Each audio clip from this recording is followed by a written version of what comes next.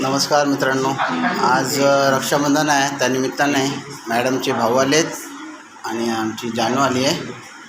आज जेवणाचा बेत होता साबुदाणे वडे, पण फसवण्यात आले आणि मिरची भजी आणि काय केले श्रीखंडाचं तर आम्हीच आणलेलं आहे.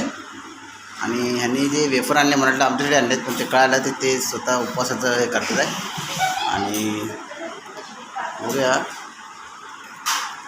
वेदांत पण काय बोलत नाही आहे, पण ठीक आहे.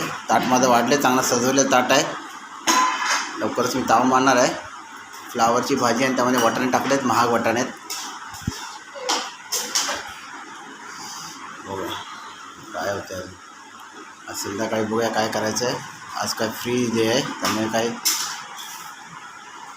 मी माझ्या मनाचं पूर्ण हे करणार आहे, मनासारखं. आज कोणी काय बोलू शकत नाही.